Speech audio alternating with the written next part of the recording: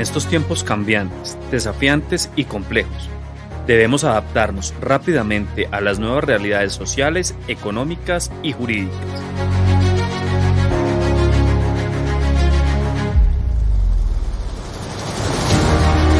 Es ahora cuando debemos contar con profesionales íntegros, capaces de asimilar las nuevas dinámicas sociales y las transformaciones del mercado, con el objetivo claro de construir un mejor país. Bajo estos principios se funda Beltrán Pardo Abogados y Asociados como una firma de expertos en soluciones efectivas con altos estándares de calidad e innovación, con especialistas en distintas disciplinas para brindar una visión holística a las necesidades de nuestros clientes.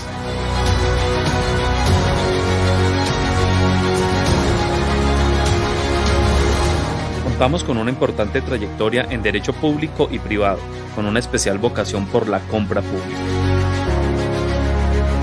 De igual forma, tenemos experiencia en materia de derecho administrativo, de propiedad intelectual, comercial, compliance y todo tipo de litigios que atendemos de manera eficiente y efectiva, ofreciendo asesorías legales, financieras y técnicas, así como procesos de formación y capacitación, brindándole a sus colaboradores herramientas para que hagan las cosas bien, reduciendo así el riesgo de daño antijurídico.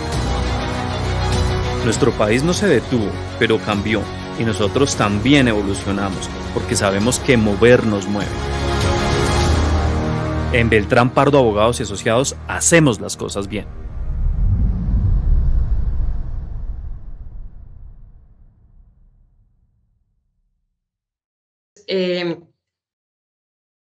Les propongo que iniciemos nuestra conversación, nuestro cafetorio. Doctor John, le pido excusas que no veo su cámara encendida, si es posible. Perfecto. Excelente. Entonces, aquí ya tenemos a nuestros 3 panelistas que me permitiré nuevamente presentar y entraremos en materia. Entonces, doctor Jorge Beltrán, abogado, experto en temas de contratación estatal, con más de 20 años de experiencia. El doctor Andrés Lizarazo, administrador público, también con bastante experiencia en todos los asuntos relacionados con el rediseño institucional. Doctores, les propongo entonces iniciar nuestra conversación, pues aprovechando que contamos con la honrosa presencia de un representante del gobierno de la entidad que viene liderando todo este importante rediseño, o más bien todo este proyecto y este plan de formalización institucional. Doctor John, quisiéramos darte la palabra, que nos puedas contar un poco de cómo se viene avanzando desde el gobierno nacional con toda la implementación del plan de formalización para esta vigencia 2023. ¿Cuáles han sido esos retos y esas experiencias? Doctora Laura, yo quisiera robarte la palabra. Doctor John, me excusa, yo en nombre de la firma quería darte la bienvenida a este cafetorio. Es un webinar gratuito que le damos a todos los servidores públicos y ciudadanía en general en el país. Es un formato que llevamos diseñando desde la pandemia y que ya es una marca registrada de Beltrán Pardo Abogados, donde hemos tenido invitados a distintos expertos y miembros del gobierno nacional para abordar muchas de estos temas de interés nacional. El día de hoy nos acompañan muchos servidores públicos, contratistas, asesores, ciudadanía en general, que están muy ávidos de conocimiento justamente de las directrices del gobierno nacional. Y pues en primer lugar yo quería extender un agradecimiento al doctor César por su generoso acompañamiento. Lamentablemente por motivos de fuerza mayor no pudo acompañarnos, pero delegó en el doctor John Acosta, que es asesor del despacho, como lo mencionaba la doctora Laura, justamente el podernos acompañar. Y por eso, doctor Acosta, queremos expresarte nuestra gratitud por acompañar este escenario que no tiene como propósito distinto ilustrar a las entidades públicas en hacer las cosas bien. Por esa razón, pues quería no perder la oportunidad de extenderte un cordial saludo, agradecer enormemente en nombre del país este espacio que ustedes nos han dado para poder aclarar muchas dudas, muchas inquietudes y que nos puedan compartir la visión de gobierno que para las entidades estatales es tan, pero tan importante en estos momentos de tanta angustia, efervescencia y calor, con los términos venciéndose para muchas entidades que como buenos colombianos dejamos todo para último momento. Entonces, no me cabe duda que muchas personas están interesadas en escuchar. Con esto, pues, quiero darte la bienvenida a ti, al doctor Lizarazo. Doctora Laura, muy agradecido por la moderación. Y pues, bueno, ya sin mayor preámbulo, doctor John, estamos aquí prestos para acompañar la conversación. Mil gracias. De verdad se los manifiesto, me complace estas invitaciones. Hay que decirlo, el doctor César no pudo asistir porque precisamente estamos en mesa de negociación nacional.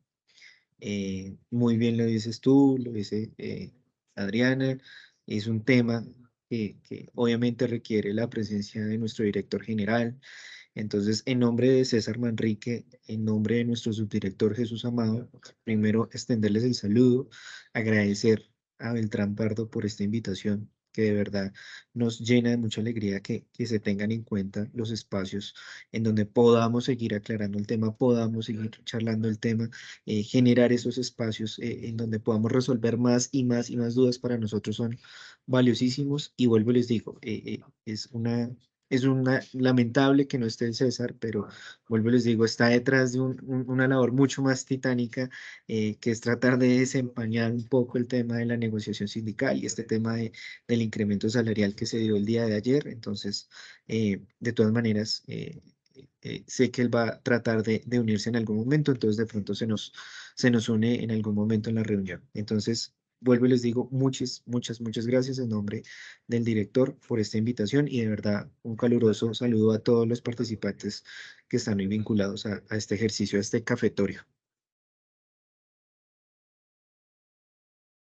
Bueno, yo quiero, de pronto algunos de ustedes, como muy bien lo dice el doctor Jorge, me han escuchado, me han visto.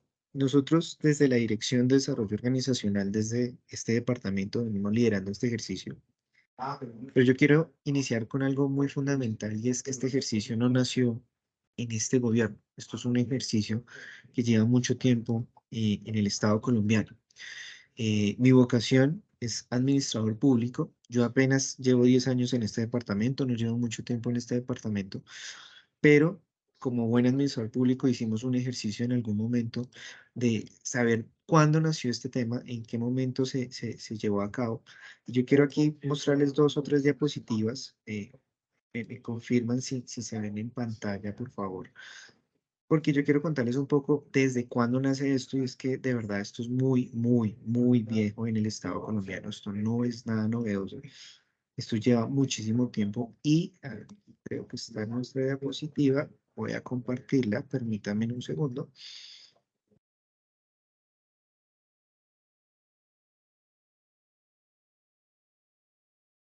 ¿Me confirman si ven en la pantalla la diapositiva? Sí, señor, se ve Listo. fuerte y claro. Pues imagínense que esto no es nuevo, vuelvo y les digo. Esto lleva mucho tiempo en la administración pública y esto arrancó en la reforma del 68. Vuelvo y les digo, cuando yo me encuentro con administradores públicos, saben muy bien cuando yo les hablo de la reforma, las del 58 y las del 68. Esta del 68 fue una de las que trajo un tema vital para la administración pública y es el tema de las funciones administrativas. Entonces, desde el 68 ya se hablaba de contratación. La contratación no nace en la ley 80. La contratación es antigua en la administración pública. Y allá, ya en el decreto 24 del 68, ya hablaba de estos temas, de cómo se utilizaba la contratación, de cuáles eran las funciones administrativas, de cuáles eran las funciones permanentes. Entonces, ustedes ven en la parte que recubre el cuadro, están todas las normas que nosotros habíamos trabajado en función pública desde hace mucho tiempo sobre el tema particular de la formalización laboral y adicionalmente sobre el tema de la contratación, ya que este tema no es novedoso en la administración pública. Si ustedes se dan cuenta, la diapositiva tiene en la parte inferior el logo de la SAP y en la parte superior la función pública, porque somos un solo sector que hace mucho tiempo venimos trabajando en este tema. Miren lo que hace en 1950 el país. Esto ya está compilado en el 1083, pero ahí ya se hablaba de cómo se celebraban los contratos y algunas condiciones que se colocaban para la celebración de los contratos. Entonces, es muy importante porque, vuelvo y les digo, este trabajo de la formalización laboral no nace en este año. Este trabajo viene mucho tiempo atrás en el Estado colombiano y para nosotros es muy importante que ustedes vayan conociendo cada una de estas particularidades, pero quiero llevarlos, y aquí me voy a adelantar un poquito, quiero llevarlos a la Ley 80 y obviamente a la Ley 790, que fue el programa de renovación de la administración pública conocidos por muchos. Y ahí ya también hicimos un ejercicio de formalización. Y ahí ya se hablaba de esto que tiene que ver con el propósito del empleo público y con ese famoso decreto 1800 del 2019. Entonces, miren el recorrido histórico normativo y obviamente jurisprudencial. Quiero pasar rápidamente aquí al jurisprudencial porque inclusive la Corte Constitucional, el Consejo de Estado y algunas sentencias de unificación lo fueron advirtiendo a partir de muchas de estas condiciones legales que yo les acabo de mostrar. Y era, ojo, mucho cuidado, porque es que estamos tercerizando la contratación de una manera ya extralimitada. Al punto en donde nosotros desde el Departamento Administrativo encontramos que alcaldías funcionaban en temas misionales con cooperativas de trabajo, con cooperativas o bolsas de empleo, como lo llaman en el coloquio público. Claro, y este tipo de situaciones la Corte Constitucional ya les identifica de manera más grave en el 2009. Y ahí es donde nace la sentencia 6614, que para nosotros en la función pública es una referencia para absolutamente todo este ejercicio. Entonces, arranco, sé que a veces es muy harto arrancar por la teoría y la normativa y la cátedra, pero digamos que un poco blindar y lo que me pedía un poco César por la lógica que tiene Beltrán Pardo, es blindar estos ejercicios jurídicamente, garantizar esos escenarios jurídicos para poder llevar a cabo este tema de la formalización, para entender que esto es un escenario legal, que esto no es un tema que se salió, vuelvo y les digo, del bolsillo, ni que nació en este preciso instante, sino que lleva mucho tiempo. Y nosotros, porque aquí es donde viene la segunda parte, que también me interesa que ustedes vayan conociendo, nosotros creamos el tema de la formalización puntualmente en el decreto 1800 del 2019. Fue ahí. Y ahí es donde nosotros podemos empezar a hablar de formalización. Ahí es donde realmente se condicionó el ejercicio de la formalización. Cierro esta primera parte porque quiero dialogar con ustedes. Miren qué pasa en el decreto 1800 del 2019.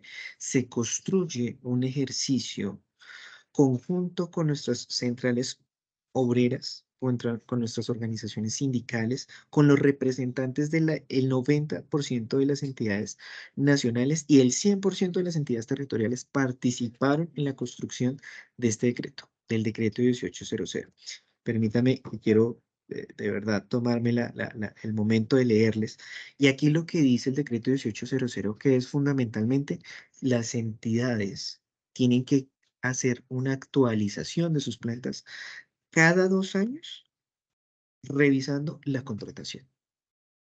O sea que todo este escenario normativo viene a confluir en el decreto 1800 del 2019 y ahí es donde inicia la etapa de formalización. ¿Qué se hizo por parte del gobierno? Obviamente ustedes lo saben, no se votó todo el trabajo que se había hecho, por el contrario, lo rescató y generó una condición en la cual pudieran todas las entidades acercarse a estos escenarios de formalización. Entonces, esta primera parte, doctor Jorge y equipo de trabajo, quería contárselo porque, vuelvo y les digo, es interés nuestro particular que todas las entidades, todos los ciudadanos, todos nuestros representantes de gobierno, todas nuestras entidades territoriales y nacionales tengan claro que esto es un escenario totalmente normativo, jurídico y loable normativamente. No sé, doctor Jorge, ahí sí podemos ya empezar a abrir el cafetorio. Muchas Claro. gracias. Muchas gracias, doctor John. Sí, señor, pues es que me llamaba mucho la atención algo que tú decías y es que estatutos de contratación tenemos desde hace mucho tiempo, y la figura de la prestación de servicios no es nueva, la figura del contrato de realidad no es nueva, y sin embargo siguen surgiendo muchas inquietudes. Digamos, desde el punto de vista contractual, y más adelante vamos a tratar el tema de contrato de realidad para todos los que están asistiendo, digamos, a este evento, pero yo quisiera saber un poco la opinión del doctor Lizarazo, si me permite la venia de la doctora Laura, que el doctor yo me dio la palabra, pero yo desde el punto de vista contractual, para mí es muy claro que una prestación de servicios tiene una vocación de temporalidad, y sin embargo, pues obviamente ha sido un mecanismo muy importante para suplir la falta de personal que hay en las entidades, y que es absolutamente claro, es una realidad de adulto que claramente todo el mundo conocemos y sabemos. Pero yo no sé, el doctor Andrés, y yo no sé, doctora Laura, si tú pensabas preguntar algo similar, pero a mí me parece interesante saber desde el punto de vista de quienes se hacen los rediseños institucionales, cuál es como la causa. Yo no sé, doctora Laura, si tú estás de acuerdo como con el tema, porque uno dice, oiga, escuchando al doctor John, es impresionante cómo este tema es tan viejo, ¿cierto? Pero la problemática sigue latente, no sé qué opinan. Exactamente, sí, adelante, doctor Lizarazo. Yo creo que podemos arrancar por ahí la conversación y en el proceso pues iremos haciendo referencia como a todo, de dónde surge toda esta conversación y por qué hoy nos convoca a hablar nuevamente de este asunto y traer todo lo que se venía trabajando desde antes. Adelante, doctor Andrés. Bueno, perfecto. Doctora Adriana, doctor Jorge, doctora Costa, mil gracias por la invitación. Muy emocionado, mi primera vez en este formato. Eh, entonces, inicialmente, pues muchas gracias por la invitación a este espacio. Sí, yo creo que continuando un poco con lo que mencionaba el doctor Acosta, que creo que era una de las premisas iniciales con las que partía la preparación de este encuentro. Y es que en este momento pareciera que hay un alboroto generalizado en el Estado colombiano por la necesidad de formalizar y dignificar el empleo público, digamos que posterior a la llegada del nuevo gobierno. Y esto, pues, como bien apunta el doctor Acosta, pues es de larga data, ¿sí? Y además de ser de larga data, el Estado siempre ha tenido instrumentos mediante los cuales ha podido ir avanzando en esa vía, ¿sí? Lo que sucede es que Colombia es un país totalmente heterogéneo, por ejemplo. Creo que es una de las causas importantes por las cuales no se ha podido avanzar en Colombia en una formalización real, ¿sí? Colombia es un país de normas y tenemos normas para todo, y eso está normado hace mucho tiempo, pero carecemos, por una parte, de los mecanismos institucionales para llevar a cabo y para implementar las disposiciones normativas, y por otra parte, pues tenemos también un montón de restricciones desde el punto de vista presupuestal, ¿sí? Entonces, creo que confluyen varias de esas limitaciones para que el Estado colombiano no haya podido avanzar en esa misma vía, ¿sí?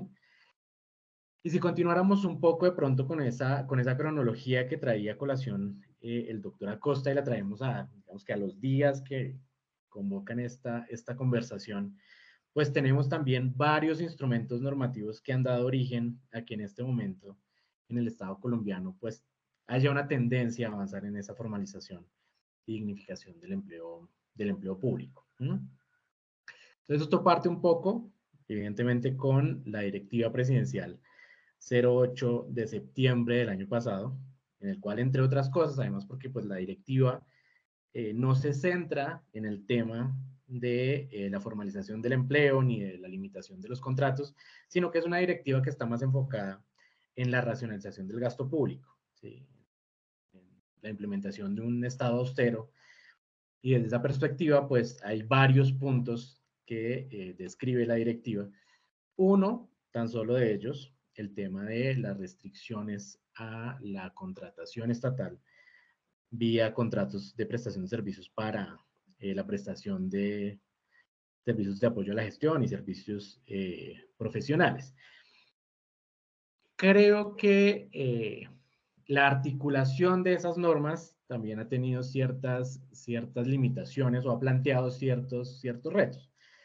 Y es que, por ejemplo, de esta Directiva Presidencial 08 se desprende luego una circular conjunta, que es la 100.005, de finales de 2022, muy en desarrollo de lo que dispone esa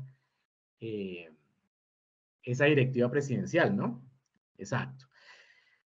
¿Qué sucede acá? Aquí hay un cambio que me parece muy importante y que representa uno de los grandes retos que yo considero tiene en este momento la formalización del empleo público.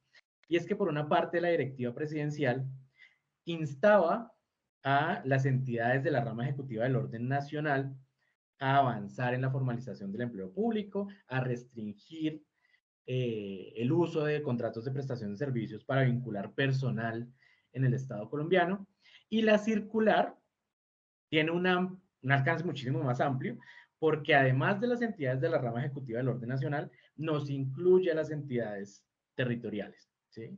Y como les decía, en mi concepto se plantea un reto gigantesco en el Estado colombiano, teniendo en cuenta que no todos los entes territoriales tienen la misma capacidad, ni técnica, ni presupuestal, están enfrentando en este momento tanto la pandemia como la situación invernal, por ejemplo, tiene a los municipios y a los departamentos pensando en otras cosas, y pues eso plantea en este momento un reto importante, además pues del plazo perentorio de los 4 meses que bien comentan ustedes se vence ahorita, y creo que dejaría ahí en este momento para que continuáramos con la conversación.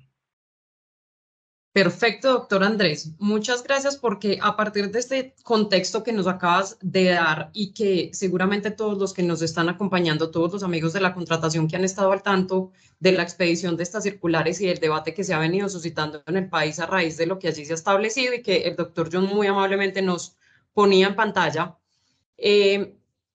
esos dos grandes temas. Entonces está todo el plan de formalización y mientras podemos avanzar en ese plan de formalización, ¿qué hacer? ¿Cómo vinculamos todo este personal que necesitamos en las entidades para poder cumplir con los fines y con las labores? Doctor John, ahí para nosotros es muy importante, y aprovechando tu presencia acá, pues conocer cuáles son esas alternativas que tienen las entidades, sabiendo que estamos a puertas, como decíamos al principio de este cafetorio, del vencimiento del plazo de los 4 meses que en su momento se previó para avanzar en este ambicioso plan de formalización. ¿Qué pueden hacer las entidades en la práctica, que es como esa duda que siempre tenemos los abogados con estas situaciones? ¿Qué pueden hacer las entidades? ¿En qué están y qué va a pasar? Bueno, como dicen, vamos directo al corazón. Aquí hay dos cosas que el doctor Lizarazo plantea y me parece muy importante que podamos, digamos, zanjar un poco la discusión. Esa división entre nación y territorio es fundamental y eso es una de las cosas que este departamento con más ahínco ha tratado de realizar. Uno, porque la nación, ustedes bien lo mencionan, tiene unas condiciones financieras, presupuestales totalmente diferentes al territorio. Territorio es otro tema, territorio es otra vida, el territorio es otra situación totalmente diferente. Entonces, primero zanjar esa duda, porque lo que hablamos mucho de nación es cuando hay condiciones. De hecho, ahí ustedes creo que hace muy poco vieron el decreto 444 del 2023 de austeridad que sacó el gobierno nacional y recogió mucho de eso que ustedes están mencionando, de, oiga, cómo vamos a utilizar el gasto, cómo se va a garantizar este tipo de ejercicios, y por eso digamos que aquí es importante, nosotros preparamos mucho este tipo de intervenciones, me parecía importante que tuvieran todos el acceso a todo ese vademecum de normativo, jurisprudencial, porque cada entidad, yo estoy convencido de eso, debe tener como su carpetica de formalización laboral. Y decir, oiga, yo tengo acá todo, yo ya tengo claro desde la norma hasta la circular, desde el instructivo hasta la guía, desde la charla en YouTube hasta el webinar. Entonces, importante eso. Teniendo clara esa partición, nación y territorio, vienen dos cosas que ustedes me preguntan y por eso les digo, vamos directo al corazón del tema. 4 meses. Esos 4 meses a mí me han perseguido desde el mes de diciembre, no se afane. Nosotros aquí nos sentamos, No yo no lo es que... dudamos, doctor John. Nosotros aquí nos sentamos, no les voy a decir nombres, aquí nos sentamos Hacienda, Planeación, Función Pública, Presidencia, y bueno, hablemos de tiempo. Nosotros, muy de verdad, y se los digo de corazón, esperanzados en que la gente recibiera, porque ya habíamos tenido reuniones con hospitales, con empresas sociales del Estado, con todas estas entidades territoriales que estaban de quinta y sexta muy golpeadas. Y decíamos, toda esta gente está muy interesada en arreglar el tema. ¿Para cuándo arranca la ley de garantías? Fue la primera pregunta que hizo Hacienda. Y nosotros respondimos 29 de junio. Si las entidades tienen todo listo, John, ¿cuánto se puede demorar una entidad haciendo un estudio técnico? Pues una entidad de quinta y sexta categoría, por exagerar, 3 meses.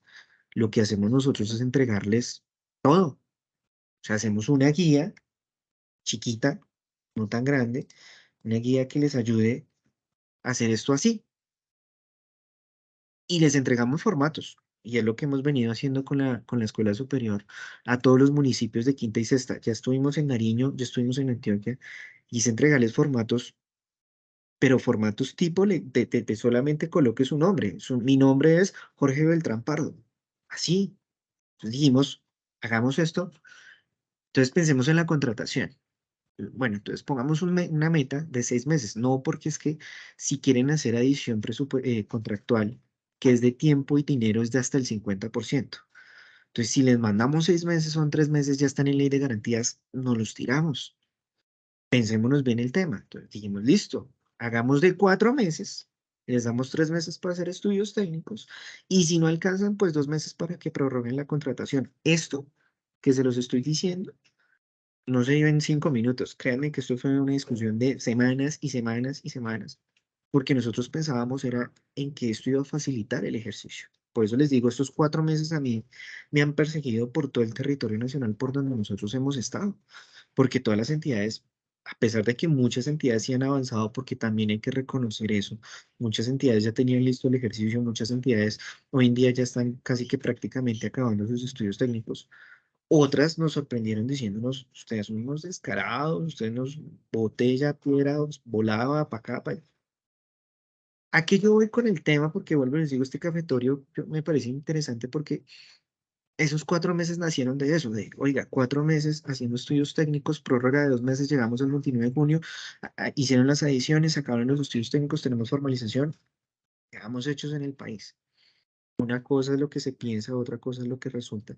Y eso que nosotros, vuelvo y les digo, tuvimos muchas mesas con territorio, muchas mesas. Nosotros hablamos con la Federación de Municipios, con Asocapitales, con la Federación de Gobernaciones,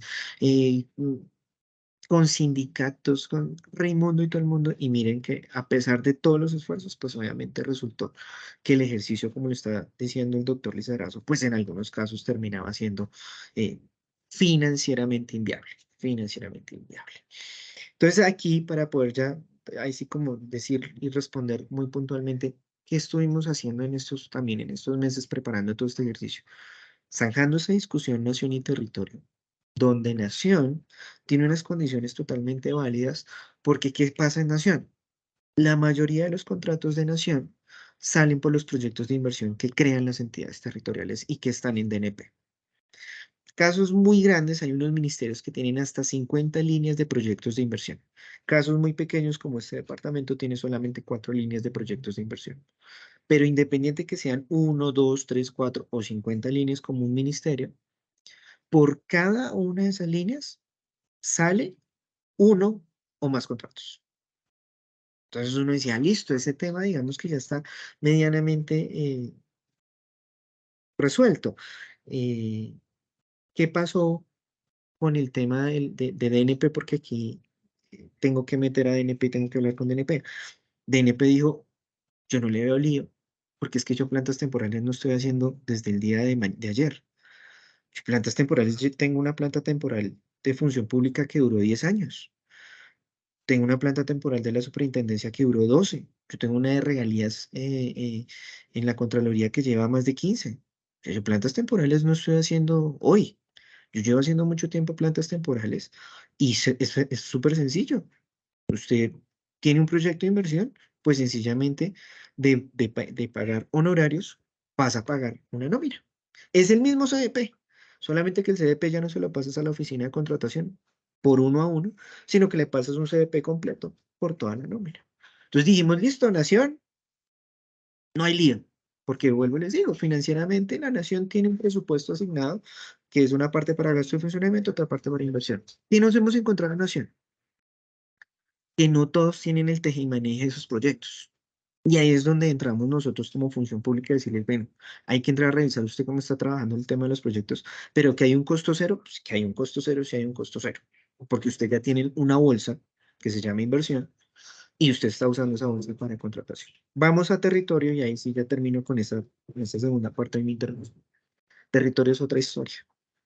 Territorio es esta historia porque inclusive yo les decía hace muy poco, financian contratos por gastos de funcionamiento, financian contratos por regalías, financian contratos por inversión, financian contratos que esto ya digamos que es como una constante en municipios muy pequeños por SGP que inclusive se van hasta el último punto donde dice libre inversión, porque el SGP tiene demasiada, eh, ¿cómo decirlo?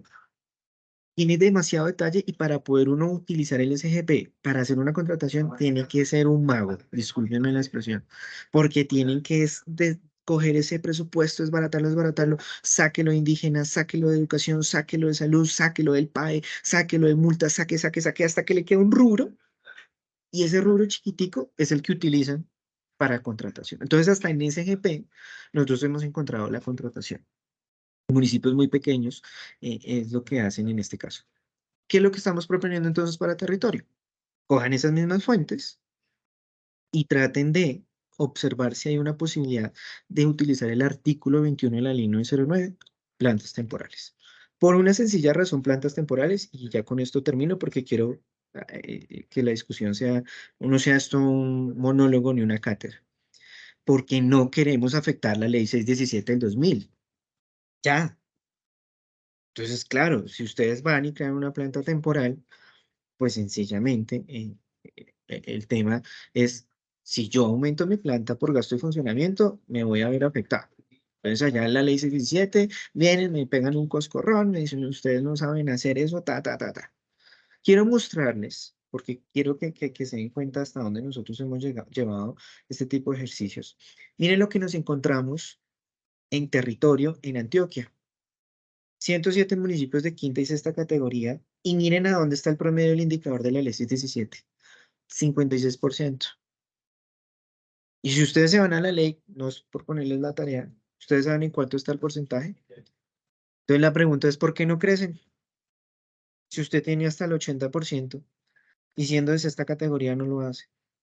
Entonces, mucho de la resistencia, con esto termino, ahora sí, no está dado por hacer o no hacer la formalización, no estaba dado por los 4 meses, no estaba dado por el ejercicio financiero, porque miren lo que hicimos nosotros. Plata hay para subir un poquito el gasto de funcionamiento. Está dado por otras condiciones que obviamente no son de mencionar acá, pero están dado por otras condiciones en donde consideran mucho mejor tener un contrato de prestación de servicios. Sencillamente, yo prefiero tener el contrato a tener un empleado de planta. ¿Yo puedo nombrar al de planta? No, no me sirve. Yo necesito nombrar a la gente. Entonces, cierro con esto. Miren de verdad que hemos hecho hasta lo imposible acá. Miren este ejemplo. El promedio del indicador de municipios de quinta y sexta categoría con una población entre 2.000, o sea, municipios muy pequeños, todavía siguen teniendo un colchón en ese gasto de funcionamiento. Pero dijimos, listo, no tocamos el gasto de funcionamiento. Vamos a tocar entonces el de inversión y vamos a crear plantas temporales por inversión para que no les afecte. Claro, con una regla medio perversa que yo sé que va a salir mucho una pregunta, y es, ¿pero por qué el municipio no sube su gasto de funcionamiento? Por un premio que se llama eficiencia administrativa.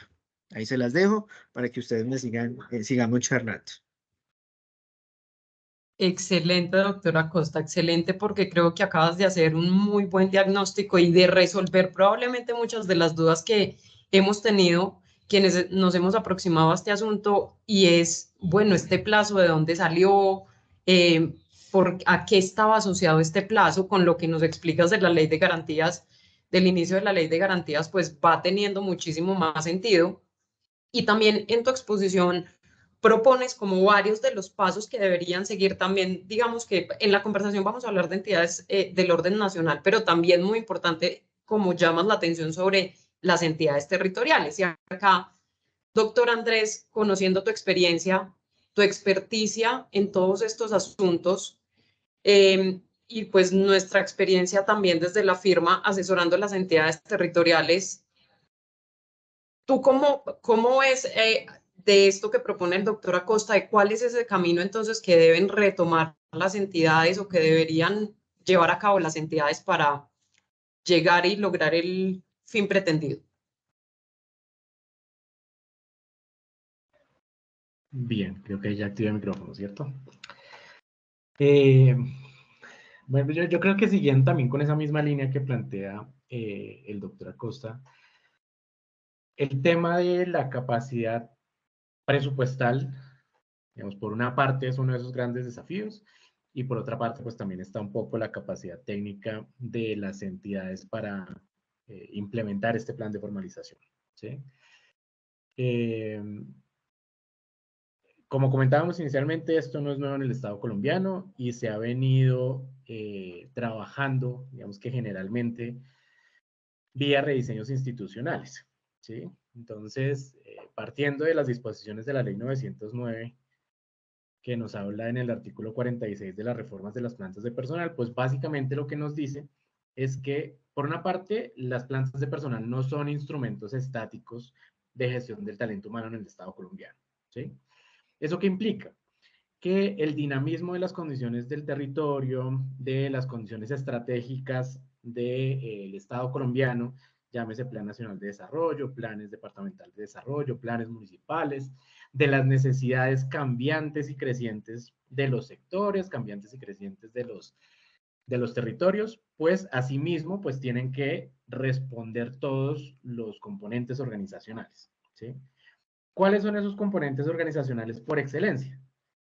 Lo que llamamos estructura, lo que llamamos funciones, lo que llamamos procesos y lo que llamamos personal o talento humano, ¿sí? Básicamente eso. Y a eso siempre ha estado asociado el ejercicio de reformas de planta de personal, con algunas diferencias frente a este plan de formalización que plantea Función Pública en este nuevo escenario. Y es que, por una parte, como bien lo plantea el doctor Acosta, el propósito de un ejercicio de diseño y rediseño institucional o de una modernización administrativa, como se llamaba anteriormente, o cualquier reestructuración de una entidad pública, está orientada al análisis y modificación de esos 4 grandes componentes organizacionales. Una de las primeras diferencias que yo encuentro en esos métodos, y es que el rediseño institucional, como su nombre lo indica, tiene como foco los componentes organizacionales de estructura, de funciones, de procesos, y como consecuencia de esos cambios que generamos a esos componentes organizacionales, tenemos cambios cualitativos y cuantitativos en las plantas de personal. Cuantitativos, cuántas personas más necesitamos, en qué niveles. Cualitativos, qué tipo de personal necesitamos, qué tipo de perfiles, qué tipo de experiencia, a dónde los vamos a ubicar, ¿sí? Primera gran diferencia. En el plan de formalización, por el otro lado, si bien tiene en consideración esos componentes organizacionales dentro del ejercicio diagnóstico y dentro del ejercicio de formulación de las propuestas, el foco está en el análisis de personal, ¿sí? Y ese análisis de personal incluso va más allá de los contratistas como personas independientes. Y es que ese análisis de personal está asociado no solo a la cantidad de contratos de prestación de servicios profesionales y apoyo a la gestión, sino también está asociada, por ejemplo, a identificar la cantidad de personas que están asociadas a contratos de prestación de servicios con personas jurídicas, por ejemplo, para proyectos específicos, para contratos o convenios con otras entidades, para contratos o convenios con organismos multilaterales, ¿sí? Entonces, al tener nosotros un cambio de foco, por una parte los componentes organizacionales y los cambios en las estructuras de personal que siguen a esos cambios organizacionales en la metodología tradicional de los rediseños, pasamos a que el foco está en esa formalización del empleo público y que a esta formalización lo siguen cambios en otros componentes. En otros componentes como qué? Como la estructura, ¿sí? Entonces, los cambios en las estructuras de personal de las entidades públicas pueden y deberían dentro de ese análisis motivar cambios también alrededor de la estructura administrativa, de la estructura interna, incluso de las áreas por grupos internos de trabajo, de la reconfiguración de las formas de trabajo en ese sentido, ¿sí? También incluye evidentemente el análisis relacionado con los procesos, un análisis orientado más a la cadena de valor, a la mejora en la prestación de los servicios públicos, o la eficiente prestación de los servicios de las entidades públicas en todos los sectores. Entonces, en ese sentido, los caminos, digamos que pueden ser múltiples para avanzar en ese propósito. De hecho, la circular conjunta plantea como una serie de pasos que digamos que se definen para poder ir avanzando en esa formalización. Entonces, por una parte, la evidente, que es surtir todas las vacantes, llenar todas las vacantes que tenga yo en mi planta de personal, ¿sí? Temporales y definitivas. Además de eso, mirar si puedo hacer una ampliación de la planta, ¿sí? Y esa ampliación de la planta, pues evidentemente me va a afectar el tema de gastos de funcionamiento vía ampliación de los gastos de personal, que es una de las principales restricciones que ha tenido el Estado colombiano para poder avanzar en esa formalización del empleo público. Y es que, recuerden ustedes que para poder formalizar una reforma de planta de personal, debe haber un estudio técnico que lo soporte, que lo motive, y deben existir al menos conceptos técnicos, conceptos realmente, de dos entes. Una parte el ente técnico, que es función pública, en el orden nacional, que diga, este estudio es bien realizado, evidencia las necesidades de personal, y por esa vía se puede modificar la planta. Y por otra parte, pues está el concepto del Ministerio de Hacienda para la ampliación de esos gastos de funcionamiento. Y ahí está esa restricción importante. Generalmente cuando uno hace un estudio para identificar la brecha de personal, pues esa brecha de personal evidencia la necesidad de tener una mayor cantidad de personas vinculadas particularmente a las actividades de carácter permanente y misional, ¿sí? Digamos que son las que uno debería priorizar para poder avanzar en este modelo. De una misma nota de prensa de función pública de hace poco, veía yo que en el Estado colombiano hay más de 1.350.000 servidores públicos y que por otra parte tenemos más de 900.000 contratistas, ¿sí? Eso nos plantea una relación casi que de 0.7 a 1 entre la cantidad de contratistas y la cantidad de servidores públicos en el país. Que esto no sea una expectativa falsa tampoco de que los contratistas van a entrar a ser parte de las plantas temporales, van a entrar a ser parte de las modificaciones o de las ampliaciones de planta de las entidades públicas. Porque no podemos vulnerar el principio fundamental del empleo público y de la carrera administrativa, que es el mérito, ¿sí? Y que además, a pesar de no hacerlo vía ampliación de la planta de personal, sino hacerlo vía ampliación de las plantas temporales, pues el decreto 1083 y la ley 909 plantea disposiciones en cuanto a lo que se relaciona con la provisión de esas plantas temporales, ¿sí? Entonces yo no podría entrar a hacer una cosa transparente entre la cantidad de contratistas y la cantidad de cargos nuevos que se creen en el Estado, bien sea por ampliación de las plantas de personal o por creación de las plantas temporales, porque pues tengo que acudir en primer lugar a los bancos de listas de elegibles, tengo que acudir en segundo lugar a una convocatoria interna para poder llenar, digamos que esas plazas de las plantas temporales con personal de carrera de mi entidad bajo la forma o bajo la figura del encargo, y ya digamos que como remanente de esa vinculación, pues entraríamos a hacer una convocatoria abierta para llenar las plazas de esas plantas temporales. Por ejemplo, ¿qué trae nuevo la circular conjunta de función pública y de la SAP.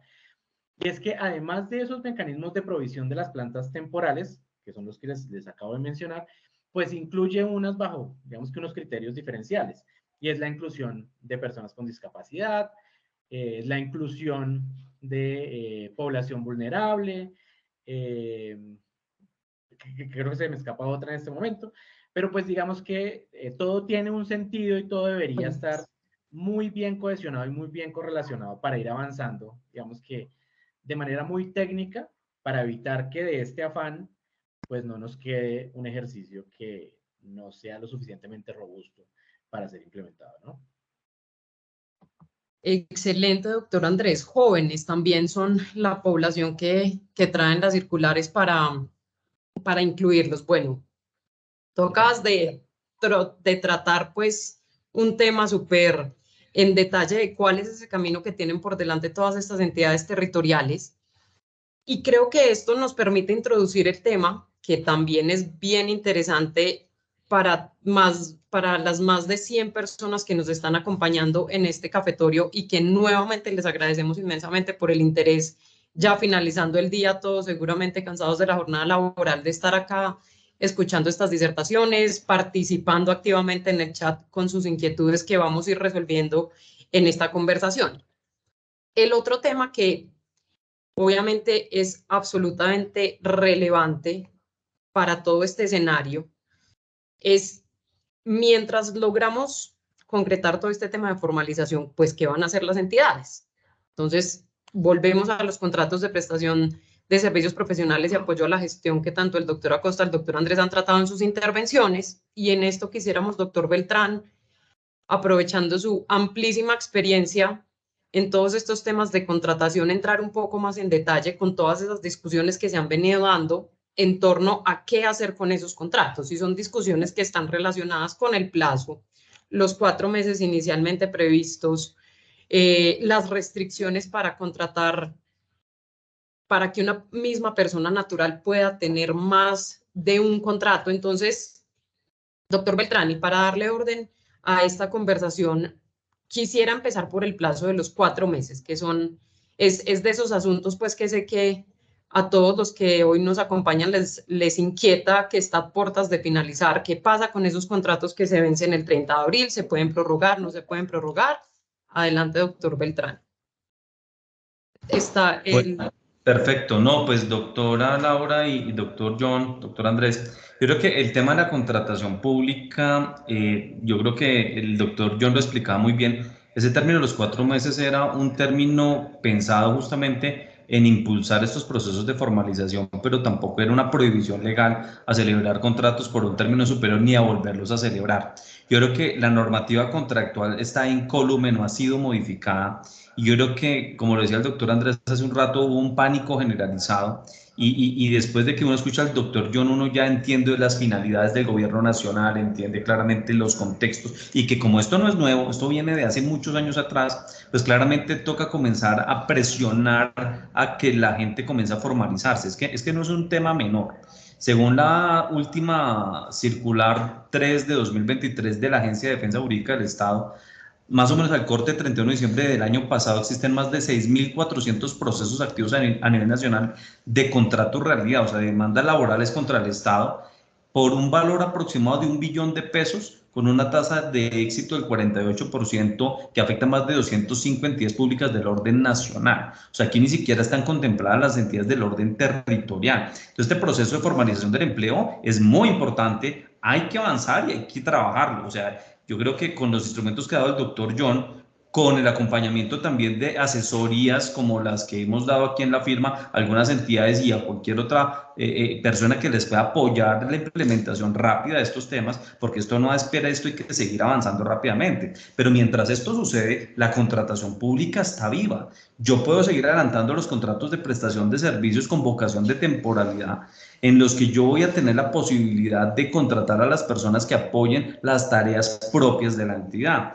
Recordemos que la sentencia de unificación del 2021 de noviembre del Consejo de Estado fue muy clara en señalar que justamente el término estrictamente absolutamente indispensable era correspondiente al que se fije en el estudio previo. Luego es en el estudio previo donde yo voy a establecer cuál es el término razonable que no necesariamente se va a desconocer producto de que yo realice un nuevo contrato más adelante o realice varios contratos más adelante si llegara a ser una persona que se requiere de manera recurrente. Recordemos que no todo el mundo va a ser parte de la formalización. Muchos son contratos de asesoría externa, muchos contratos de apoyo a proyectos específicos, otros que son de largo plazo, que pueden requerir varios contratos durante un lapso de tiempo, que no necesariamente por eso se configura en un contrato realidad. La misma sentencia del Consejo de Estado lo explica y señala claramente cómo el estudio previo es el responsable de justificar justamente la razón digamos, de celebrar cada uno de esos contratos. Y yo creo que el quid del asunto ahí va a estar en que el estudio previo esté debidamente sustentado. Es que también hay demasiadas leyendas urbanas, así como el doctor John ha tenido que padecer el tema de los 4 meses, nosotros en la contratación pública hemos tenido que padecer el tema de los 30 días supuestamente entre contrato y contrato, que el mismo Consejo de Estado ya lo aclaró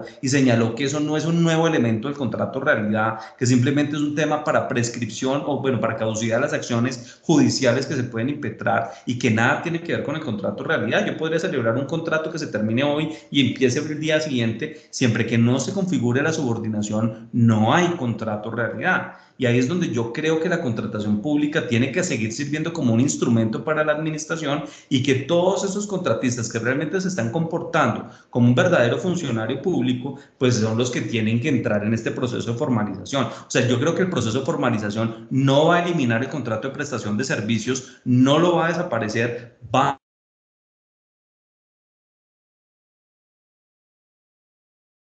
jurídica porque la administración va a tener que seguirse ensanchando y adelgazando cuando tiene programas, proyectos, cuando está impulsando políticas públicas, cuando está desarrollando tareas que va a necesitar contratar gente para desarrollar ese tipo de actividades y no a través de esos mecanismos de evasión que mencionaba el doctor Acosta, como el relacionado con las cooperativas, empresas temporales, bueno, y otras suerte de creatividades que usando la contratación hacía un esguince a los derechos de los trabajadores.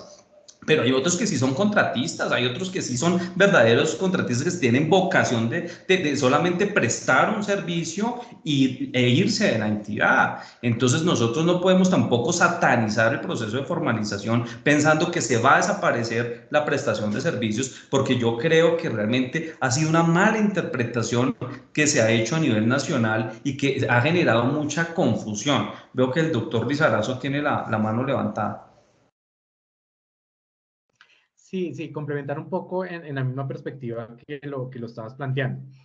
Y es que el propósito, evidentemente, del plan de formalización laboral no es generar una parálisis del Estado, ¿sí? Y no es interrumpir la prestación efectiva de los servicios del mismo. ¿Eso qué implica?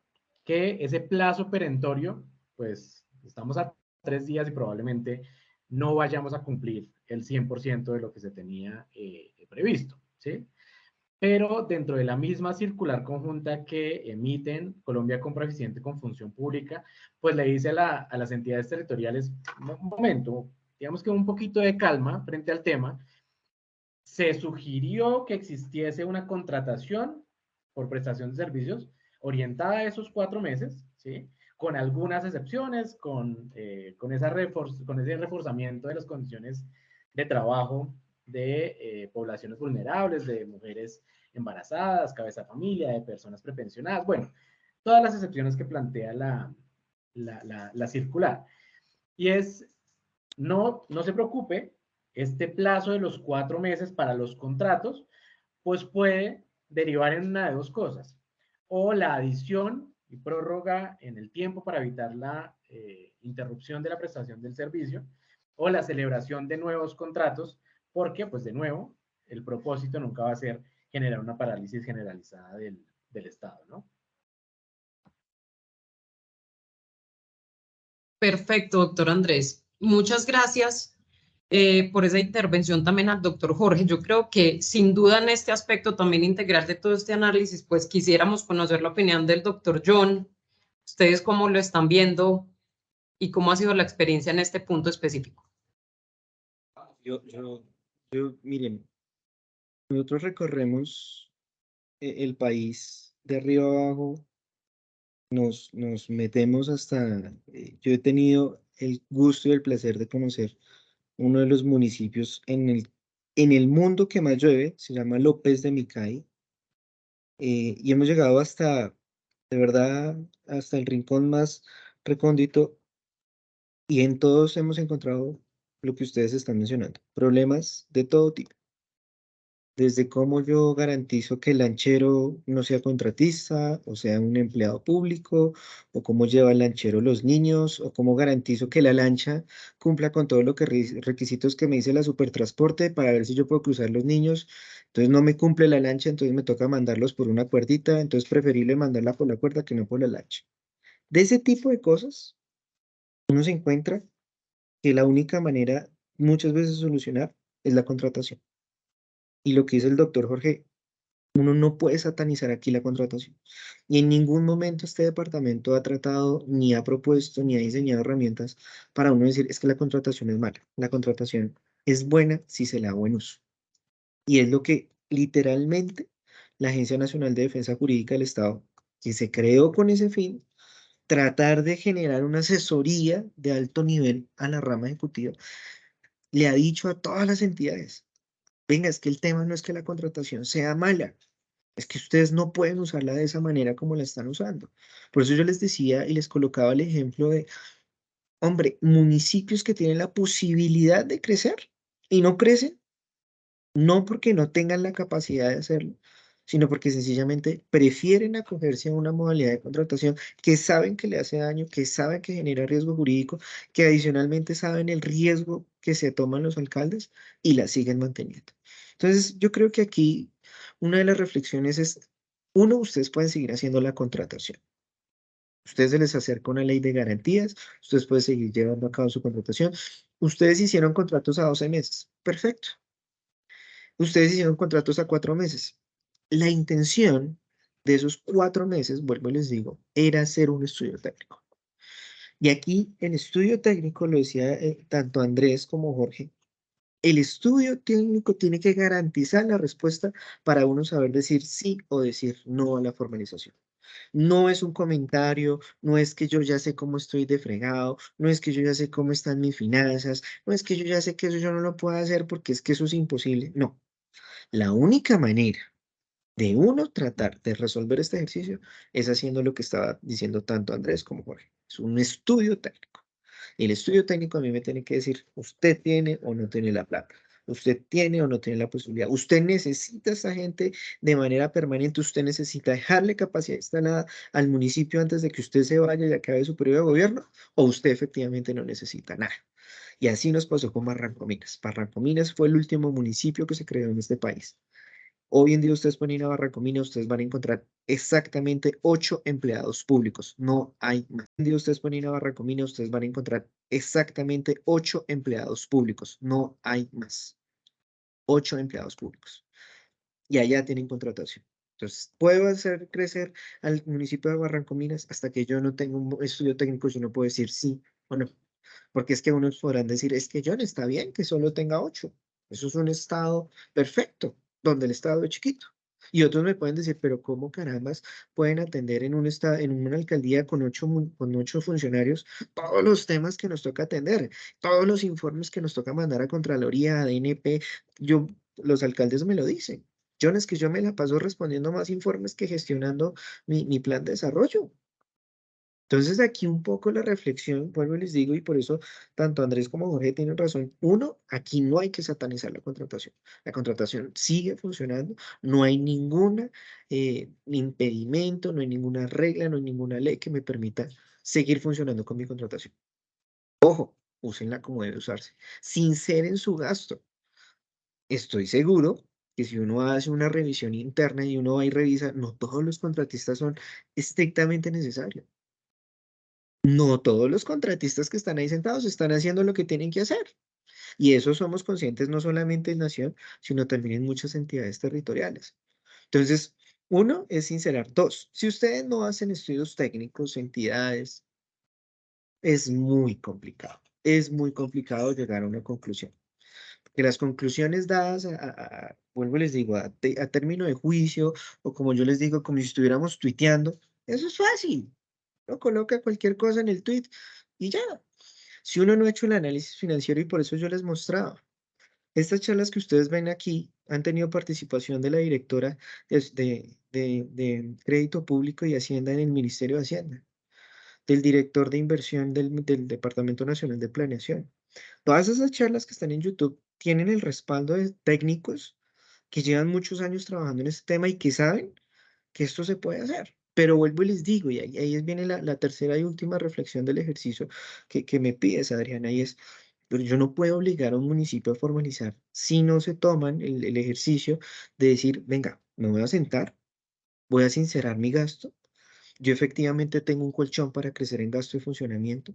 Además, tengo una plata en inversión que yo puedo utilizar para planta temporal y voy a hacer un análisis de qué es lo que realmente necesita mi municipio para dejarlo instalado en esta entidad. Oiga, yo necesito un comisario de familia según la ley 2126. Oiga, yo necesito un inspector. Oiga, necesito un jefe de control disciplinario porque me lo está pidiendo la ley 1952 y la 2094. Oiga, es que a mí me lo está pidiendo una reforma del tema bomberil. O sea, si uno empieza a mirar, hay muchos temas misionales que la ley nos ha señalado. Y nosotros, vuelvo y lo digo nosotros porque yo también he sido parte del gobierno territorial, nos hacemos los de la vista gorda. La única manera, Andrés, Adriana, Jorge y demás, es haciendo estudios técnicos, es haciendo el estudio técnico, es revisando, es sentándose. Ahora, termino con esto. Ay, John, pero ¿para qué me pongo yo a hacer un estudio técnico si yo ya sé para dónde va al final? Por ahí veía en el chat la pregunta, Johnny, ¿qué pasa si yo no hago eso? Pues sencillo, usted no ni siquiera dejó evidencia de su gestión en sus 4 años. Ni siquiera se tomó la molestia de hacer un estudio técnico y decir, mire, yo hice el estudio técnico financieramente, Barranco Minas no puede hacerlo porque financieramente no tiene de dónde. Vive estrictamente de lo que le da a la nación. No tiene impuestos, no tiene catastro multipropósito, no tiene tasas de degüelle, no tiene tasa de impuestos de rodamiento, no puede poner una Secretaría de Tránsito y Movilidad, no le puede poner placa a las lanchas, o no le puede exigir cascos y reflectivo a la lancha. Entonces, ¿de dónde va a sacar plata Barranco Minas? Listo, hizo el estudio técnico, no pudo hacer formalización, se fue el alcalde, llegó la Contraloría. ¿Qué se hizo en este municipio?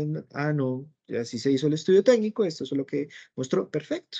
Pero si no dejamos evidencia, y eso es un poco, Jorge, Andrés y Adriana no me dejan mentir, la experiencia que le queda a uno de estar en el servicio público es esa, es dejar evidencia del trabajo. Si uno no deja evidencia de lo que uno hace, somos responsables, Jorge, tú me corriges, hasta 25 años después de habernos ido. O sea, cuando estemos gozando todos de la pensión y que nos estén llamando ya en Cartagena, bueno, Jorge va para Miami, Andrés va para Europa, Adriana va para Italia, y que lo estén llamando a uno diciéndole, oiga, es que usted aquí tiene que devolverse a Colombia a responder por X, Y, Z, porque usted, no. Creo que aquí hay una cosa y es tratar de dejar lo que les digo, lo mínimo que es una capacidad instalada, un análisis, y si no se logra, qué bueno sería decirle al alcalde que llega en el empalme, oiga hermano, ahí le dejo el estudio técnico, mire a ver si la monta o no la monta, pero yo le hice el estudio técnico y esa va a ser parte de mi empalme, y eso sería, créanme, uno como alcalde recibir, que llegue un alcalde y le diga a uno esa maravilla, dichoso, oiga, pero en serio usted me va a entregar esta maravilla, sí, hombre, ahí dejo el estudio técnico. Verá usted, monta planta temporal, monta planta permanente. Ya está hecho el estudio, ya es que usted, ahí sí como dicen, dispare el decreto o el acto administrativo. Pero vuelvo y les digo, la reflexión es dejar evidencia este ejercicio. Y Adriana, de verdad es necesario que todos concienticemos en esta etapa en la que estamos ya de una ley electoral, ley de garantías, como le dicen en el coloquio público. Excelente, excelente. Creo que la intervención de los tres ha estado muy acertada y asertiva para resolver muchas de las dudas que nos han planteado y que teníamos todos de este tema. Quiero recoger 2 puntos muy importantes de sus intervenciones y también de las preguntas y de los comentarios que nos dejan en el chat de nuestro cafetorio BP. Y el primero de los puntos es no satanizar la contratación por prestación de servicios. Yo creo que de las intervenciones que han hecho los tres, esa es una gran conclusión y es, podemos avanzar en el plan de formalización, pero definitivamente la contratación va a seguir siendo necesaria entre otros para la contratación de muchísimos otros temas. Acá le quisiera dar nuevamente la palabra al doctor Beltrán en un minuto porque quiero recoger las otras dos grandes conclusiones de estas intervenciones de ustedes.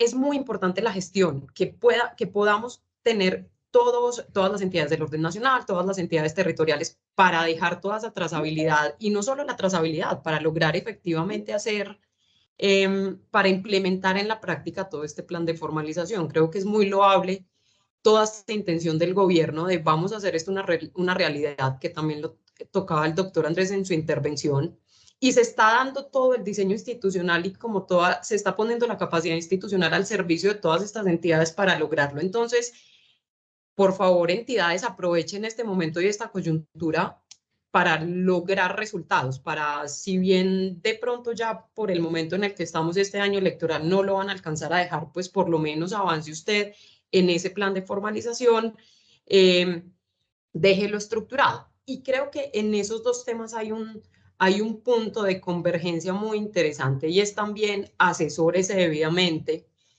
apoye, tenga todos los apoyos técnicos que crea usted necesite en su entidad para poder lograr esos objetivos. No, pues digamos que estos son procesos que pueden llegar a ser largos, que necesitan técnicos, necesitan conocimientos especializados, las experiencias que puedan tener otras entidades también son muy interesantes de recoger y de aplicar en otros lugares.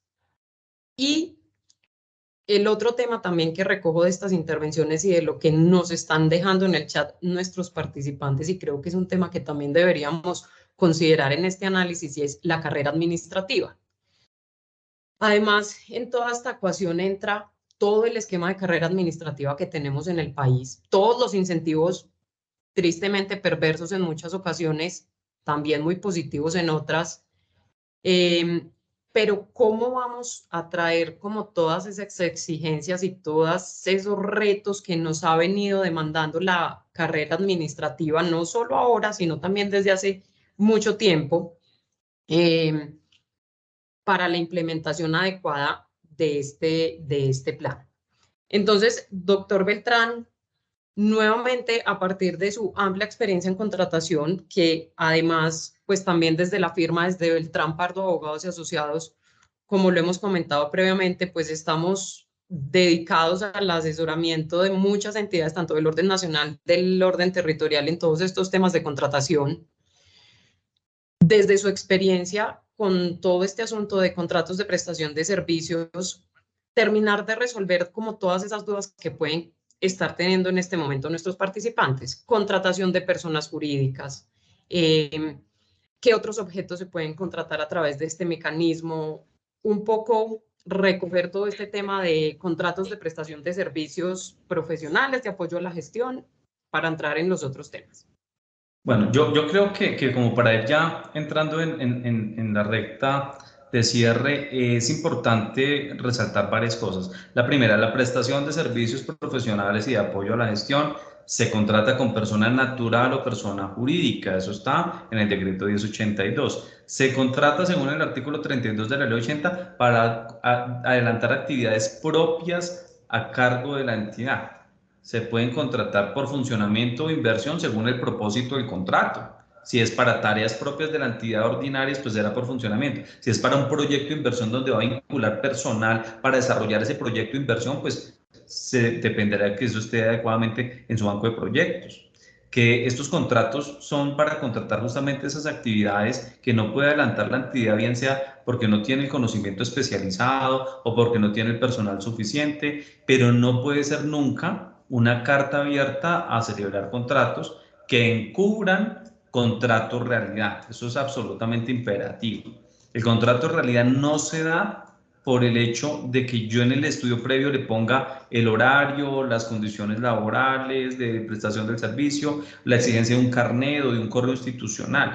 Ya hay conceptos de función pública que el doctor John seguramente ya podrá dar luces sobre el tema, en el que claramente se han dado lineamientos muy precisos acerca de que lo que configura un contrato de realidad es la supervisión del contrato. no la celebración del mismo. Es que los supervisores a veces lo que hacen es tratar al contratista como si fuera un empleado público y no como si fuera un contratista. Ahora, la exigencia de horarios, la exigencia de prestación en el lugar por turnos y demás fueron abordados por la sentencia del Consejo de Estado, donde dice que siempre que esté justificado desde el estudio previo, se puede exigir al contratista unas disponibilidades, unos horarios, unos turnos, incluso allí relaciona algunos ejemplos en esa sentencia. Entonces también hay que ser sinceros en los estudios previos de qué tipo de contratista requerimos y en qué condiciones se le va a contratar para que luego el supervisor no se sobreactúe en las exigencias del contratista. Las contrataciones de prestación de servicios son necesarias, como aquí lo dicen de la alcaldía de Yumbo, son útiles y son necesarios para las entidades estatales. Pregunta justamente Angie Mesa si los estudios técnicos se pueden contratar también o solamente se puede utilizar el apoyo de función pública. Yo supongo, doctor John, que las miles de entidades públicas desbordan la capacidad de función pública. Yo creo que efectivamente se puede, este es un ejemplo de prestación de servicios en el que se puede contratar a una persona natural, una persona jurídica para prestar esos servicios. Y perdóneme, doctor John, pero yo tengo que hacer la cuña. En Beltrán Pardo Abogados Asociados hacemos este tipo de rediseños con el doctor Andrés en muchas entidades públicas donde las apoyamos para implementar los lineamientos de función pública. Es que la asesoría en estos temas no se puede salir del lineamiento de función pública. Los instrumentos están dados, no todo el mundo lo sabe hacer. Para eso existen los servicios profesionales para acompañar esos procesos. Y adicional a eso, pues evidentemente nos preguntan aquí, doctor John, el doctor Duque Rodríguez, si es posible que nos puedas compartir, por favor, los links de función pública donde están todos los lineamientos y documentos y guías de ustedes para que los pudiéramos socializar también a todos los partícipes de este evento que están supremamente interesados también en conocer los lineamientos de función pública. Pero yo creo que en términos generales eso es como lo que yo creo que podría añadir a esto, y recordándoles que pues, la contratación estatal sigue siendo una herramienta de apoyo a la gestión pública. Es una herramienta transversal, no podemos tampoco pensar que es que va a desaparecer la prestación de servicios. Antes de que Andrés intervenga, Jorge, yo fui hace 10 años consultor. Estaría mal decir que es que la consultoría es mala, hombre, por Dios. O sea, antes de yo estar aquí sentado como servidor público, yo también estuve en los lastres de la consultoría y conozco de primera mano los ejercicios y uno, tú me corriges, Jorge y Andrés, uno también se friega mucho para conseguirse un contrato de este tipo porque no le tienen ni la fe ni la confianza porque dicen que los consultores solo copiamos y pegamos y no hacemos las cosas bien. Entonces, efectivamente, Jorge, más allá de la cuña, sí es válido aclarar eso. Hombre, esta es una manera de contratar. Y esto no necesariamente tiene que ser a 4 meses, esto puede ser a todo el año. Lo que les estábamos diciendo, Jorge, pueden empezar ahorita, inclusive a hacer el proceso de formalización. Bueno, no cumplieron con los 4 meses. Bueno, arranquen ahorita, dejen eso listo para el alcalde que llega. Qué bueno, vuelvo y les digo, lo importante es que ustedes dejen la evidencia. O sea, en serio, y un poco aquí el mensaje desde del doctor César Manrique, que precisamente me estaba escribiendo, volviéndose a excusar porque sigue en presidencia, esto es un chicharrón que nunca acaba, me estaba diciendo, hombre, John, recuérdales que uno, la ESAP está acompañando, Función Pública está acompañando, las entidades especializadas siguen acompañando, los consultores, las personas naturales, las personas, o sea, que nos digan no, porque efectivamente fue el último recurso en donde, pero que no nos vayan a decir no, porque es que me dio pereza, porque es que yo prefiero el contrato, porque es que a mí, ¿cómo se me va? Discúlpeme, ya como dice Jorge, ya entrada la noche y cerrando este ejercicio, hombre, es que a mí, ¿cómo se me va a tirar la campaña usted? No sea berraco.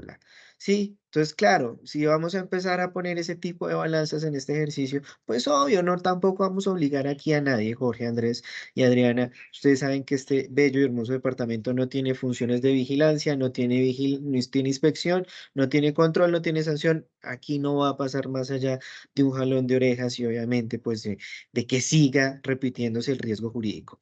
Mírenlo también por ese lado amable, es evitar ese riesgo jurídico a ese alcalde, a ese director, a ese gerente de empresa pública, hombre, evitarle el dolor del riesgo jurídico, que cuando se vaya, vuelvo y les digo, y ustedes pasándola sabroso en Europa, los llamen a decir, oye, y usted por allá tiene todavía unos procesos jurídicos que tiene que resolver en donde, cuando fue gerente. Entonces, hago ahí la cuña, Jorge, discúlpame Andrés que me atravesé groseramente, pero quería hacer la cuña para ir de No, verdad doctor John, muchas gracias, ¿no? aprovechando. Y yo creo que muy oportuno porque es que tú mencionabas ahorita algo muy importante y es algo que también estamos asesorando en la firma, es la implementación de la ley, pues, del nuevo Código Único Disciplinario que exige justamente el tema de doble instancia y el tema de la separación del tema de investigación y de acusación y demás. Y son temas donde justamente nuestros expertos en el tema disciplinario están acompañando estos procesos y se necesita personal de planta. O sea, esto no lo pueden hacer contratistas, como los temas de control interno, como temas de cobro coactivo. Hay muchas funciones que se tienen que hacer con personal de planta y no hay tu tía que valga. Por ejemplo, los supervisores, doctor John. Algo que me preguntan mucho es, ¿un contratista puede ser supervisor? La respuesta rotunda es no. Hay conceptos de función pública, de Colombia Compra Eficiente, del DNP, que son absolutamente claros en que los contratistas no pueden ser supervisores. Entonces necesitamos personal de planta que pueda ayudar a que los supervisores no estén reventados con cientos y cientos de contratos. Y yo creo que es muy oportuno tu apreciación porque es que realmente yo creo que hay que comenzar digamos, como a compasar esas dos figuras de formalizar el empleo, manteniendo las prestaciones de servicios para que sigan siendo dos herramientas útiles a la administración y no que se nos conviertan en enemigas, que es como lo que yo siento que en la opinión pública ha pasado un poco, pero simplemente quería hacer ese aporte. Mil gracias.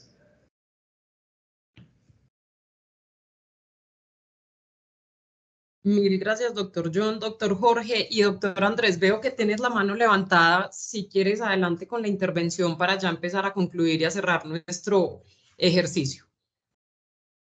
Sí, sí, es que es totalmente relacionado con lo que acaban de mencionar tanto Jorge como el doctor Acosta. Y es que a las entidades territoriales le pasa lo que le pasa a la clase media en el país. Y es que por una parte hay beneficios para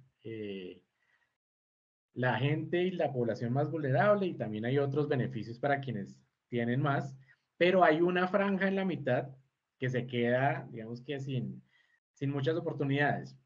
A las entidades territoriales pasa lo mismo, ¿sí? Como mencionaba el doctor Acosta, tanto función pública como la ESAP, por competencia legal, tienen la de asesorar a las entidades públicas y este asesoramiento, pues, ¿a dónde debe priorizarse? A quienes más lo necesitan, que generalmente son entidades territoriales de categorías 5 y 6, ¿sí? Tal vez vamos hasta el 4 y excepcionalmente vamos a otras. Y por otra parte están las entidades del orden nacional que cuentan con una mayor capacidad técnica, una mayor capacidad operativa, tal vez mayores y mejores conocimientos en estos temas del diseño institucional y de la formalización del empleo público. Pero hay una franja también ahí en la mitad, que son todos esos municipios de categorías 1 a 4, digamos que no metería especial, o tal vez ni siquiera primera, que están en esa franja que requieren ese acompañamiento para que este ejercicio sea lo suficientemente técnico y lo suficientemente eficaz, ¿sí? Yo creo que una de las cosas que más debemos resaltar de este ejercicio es que este proceso, por una parte, pues no puede ser atropellado en el tiempo y por otra parte, pues debería ser muy riguroso, ¿sí?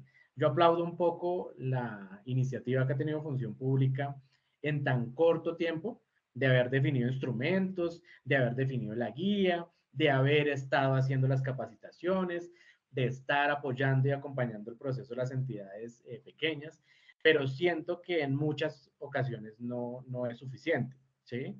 Y eso requiere el acompañamiento técnico de personal que sepa hacerlo. E irónicamente puede hacerlo bajo las dos perspectivas, o por contratación de prestación de servicios, que es una de los casos para los cuales usamos esa figura, como incluso las plantas temporales, que de acuerdo a la norma, una de esas es la consultoría y los servicios especializados.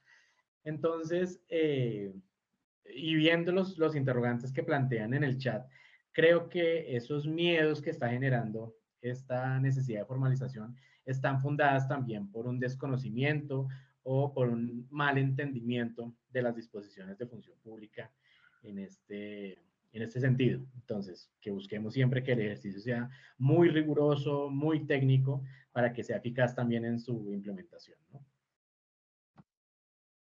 Excelente, doctor Andrés. Nos unimos también a esas palabras y a ese reconocimiento, pues, de tener la decisión y la determinación de avanzar en este proceso. Quisiéramos, doctor John, ya para empezar a cerrar, pues, darte la palabra para cerrar tu intervención previo a los agradecimientos y a las palabras finales. Bueno, vuelvo y les digo muchas gracias por la invitación. Para nosotros es importante y como creo que lo conocen, para nosotros es importante interactuar con todas las entidades, independiente que sean privadas, públicas, ONGs, cooperación internacional. Este ejercicio lo estamos llevando a nivel, creo que nunca se había llevado, a los niveles en donde nunca habíamos explorado, al punto de que la cooperación internacional nos está solicitando, el CLAD, el mismo PNUD, ya tenemos algunas invitaciones de la OCDE. O sea, este es un tema que ya ha tenido una redundancia internacional. Recientemente nuestro subdirector, el doctor Amado, estuvo en el CLAD, hicimos una presentación de este tema de la dignificación del empleo público. Es un tema que en Latinoamérica está calando muy bien y muchos países ya nos están solicitando de alguna u otra manera revisar el tema, cómo van los avances, cómo lo están haciendo y qué tan aplicable es a nivel Latinoamérica, porque hay unos comportamientos similares, no iguales, pero similares en algunas regiones de nuestro continente. Entonces, estamos todos alineados, estamos entendiendo que esto es una necesidad, que la dignificación del empleo no pasa por un periodo de gobierno, sino por una necesidad de verdad de darle cumplimiento a las normas. Esto traspola, vuelvo y les digo, movimientos políticos, colores políticos, figuras políticas. Esto tiene un tema es de hacer que el Estado sea lo que tiene que ser, productivo, tiene que ser un Estado con la capacidad de responder a las necesidades, que los ciudadanos se sientan orgullosos, que los ciudadanos se sientan dichosos de tener un servidor público, de que alguien en la familia hasta llegue a ser servidor público y quitamos esa mancha que tenemos de que todos los servidores públicos somos ladrones, pillos, que no solamente nos la pasamos. Si uno hace una encuesta, yo le hacía alguna vez, y con esto para ir cerrando, ¿ustedes creen que las personas que están en el Estado son ladrones? Sí. ¿Y usted tiene un familiar en el Estado? Sí. O sea, su familia es ladrón. Ah, no, ese no. Entonces, ir quitando, vuelvo y les digo, esa visión que tenemos de que todos los que trabajamos en el Estado nos robamos la plata, y eso tiene mucho que ver con dignificar el empleo, y esto es un paso que queremos dar apoyándolos. Por parte del departamento, por parte de nuestro director César Manrique, de nuestro subdirector Jesús Amado, de verdad les decimos muchas gracias. Queremos seguir participando. Si tienen otro cafetorio totalmente disponible a lo que ustedes consideren necesario, voy a dejar aquí, porque me parece importante que sepan quién les habló y que también puedan investigar un poco más allá. Voy a dejarles aquí mi correo electrónico. Ustedes pueden escribirnos, pueden llamarnos, pueden preguntarnos en Función Pública. Es la Dirección de Desarrollo Organizacional, Carrera Sexta con 1262, puertas abiertas. Para mí y para nuestro director, de verdad, es un placer estar y participar en estos escenarios. Los hacemos con grupos sindicales, con organizaciones sindicales, vuelvo les digo, con inclusive ONGs que están muy interesadas. Esta no va a ser la última oportunidad. Entonces, puertas abiertas, todo lo que también Jorge, Andrés y Adriana, ustedes consideren necesario que desde el departamento les podamos colaborar, ayudar, cuenten con nosotros. La intención, y estoy seguro que es esa, es ayudar al Estado.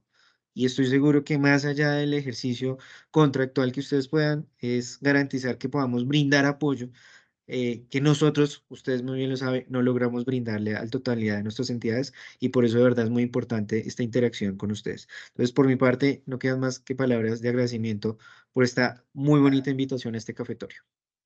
No, yo quisiera aprovechar, doctor John, para agradecerte a ti, al doctor César, su generosa contribución, apoyarnos y acompañarnos en este evento que tantas personas realmente tienen interés en saber, en poder cumplir, en poder satisfacer las expectativas. Qué mejor que de la mano de quienes han expedido estos lineamientos tan importantes para el país y para muchas familias colombianas. Y pues de verdad, en nombre de Beltrán Pardo Abogados y de todos los amigos de la contratación y de la función pública que nos han acompañado el día de hoy, de verdad, eternamente agradecidos por su generosidad, y te vamos a tomar el ofrecimiento que nos hiciste. Vamos a organizar otro evento con ustedes, si nos lo tienen a bien, para que podamos aclarar algunas dudas más profundas que seguramente surgirán en los procesos de formalización del empleo. Así que desde ya están cordialmente invitados, mi doctor John. Muchísimas gracias por tus claridades.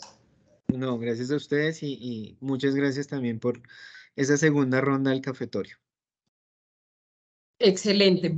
Bueno, pues me uno a las palabras de agradecimiento y quisiera empezar a cerrar esta conversación, doctor John, retomando algo que tú dijiste, y es que debemos cambiar esa idea que tenemos del servidor público que no hace bien las cosas.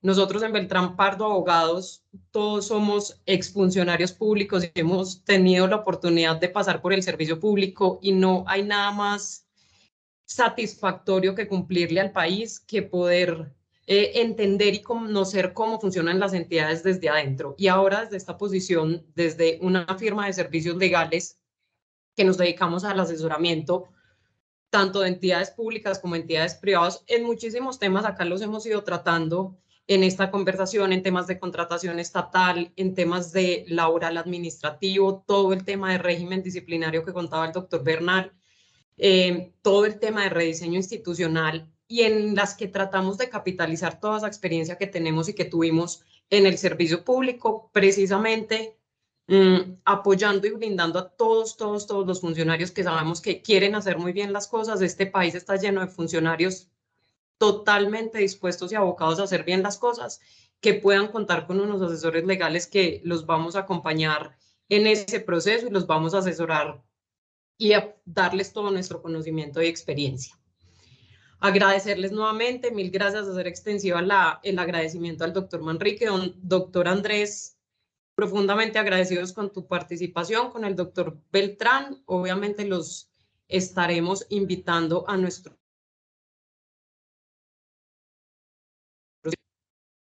que les haremos saber o bien por correo electrónico, y que también los invitamos a seguirnos en nuestras redes sociales, en las que constantemente estamos publicando información de actualidad, todo lo que va saliendo y va pasando, que sabemos que en estos temas de contratación está muy movido. Estamos en Twitter, Instagram, Facebook, YouTube, TikTok, para que nos busquen como Beltrán Pardo Abogados y Asociados.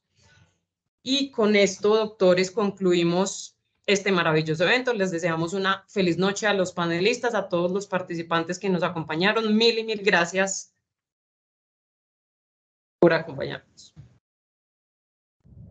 Muchas gracias.